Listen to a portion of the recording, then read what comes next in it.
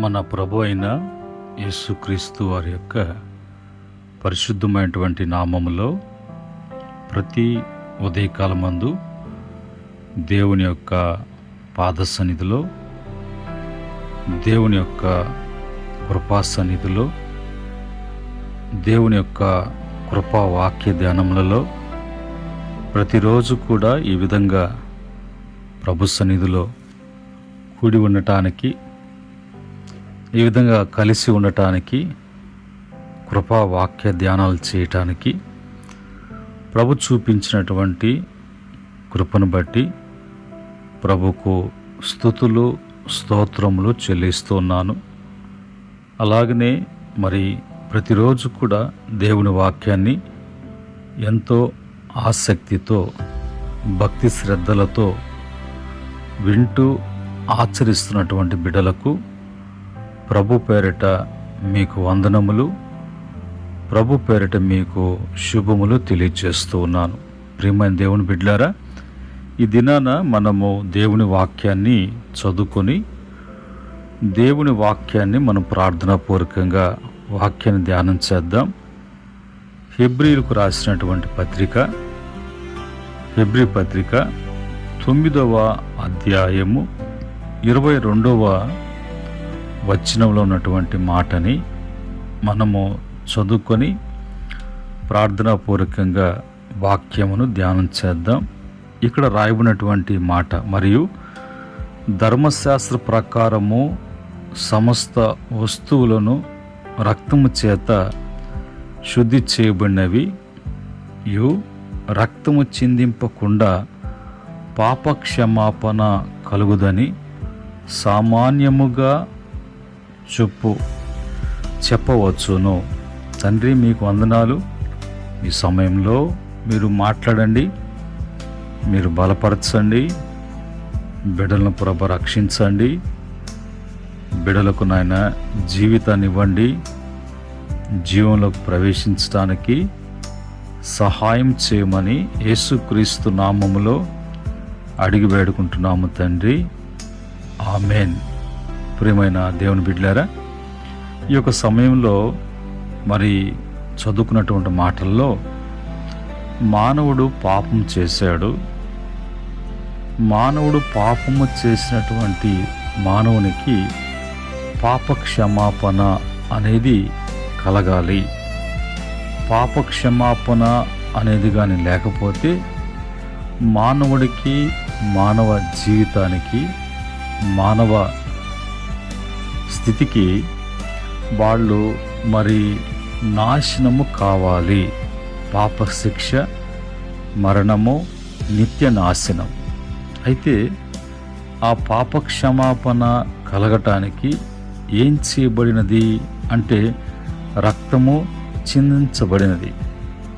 రక్తం కానీ చిందించబడకపోతే ఏ మానవుడో, ఏ జీవముతో, ఏ రక్తం కలిగినటువంటి దేహముతో పాపం చేశాడో, ఆ రక్తములు ఏ విధంగా జీవముతో పాపం చేశాడో, ఆ పాపాన్ని బట్టి దేవుని యొక్క న్యాయ తీర్పు ఆ జీవముతో, ఆ రక్తపు జీవముతో పాపం చేసినటువంటి మనిషికి తీర్పు మరణం. అయితే దానికి ప్రాయశ్చిత్తం ఏంటి? ఏ జీవరక్తముతో పాపం చేశాడో దానికి బదులుగా జీవరక్తము చిందించితే కానీ పాపక్షమాపణ అనేది కలగదు. అది ఎలాంటి రక్తమై ఉండాలి? నిర్దోషమైనటువంటి రక్తం ఉండాలి, నిష్కలంకమైనటువంటి రక్తంగా ఉండాలి.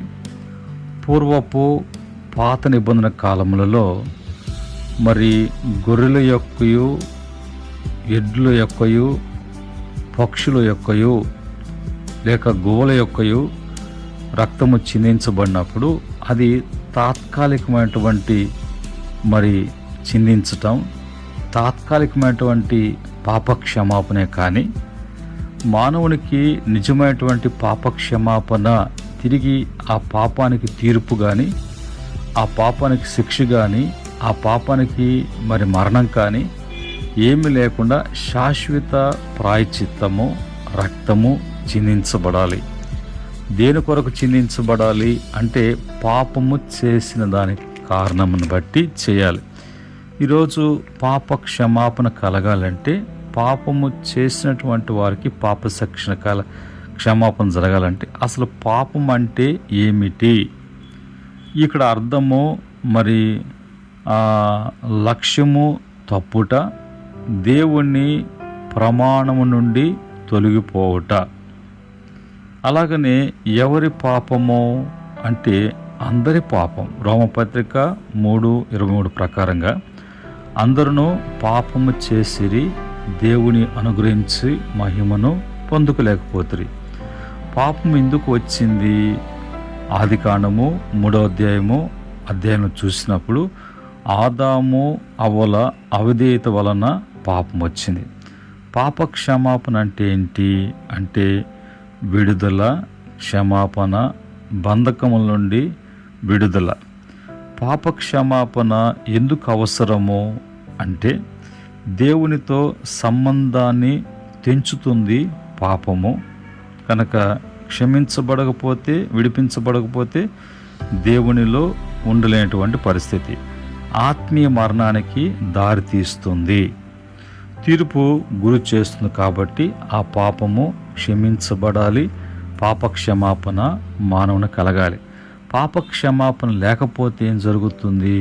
దేవుని తీర్పు, నిత్య వియోగం, శాశ్వత మరణము అనేది మానవునికి రోమపత్రిక 6:23 ప్రకారంగా, ప్రకటన గ్రంథం 2:15 ప్రకారంగా.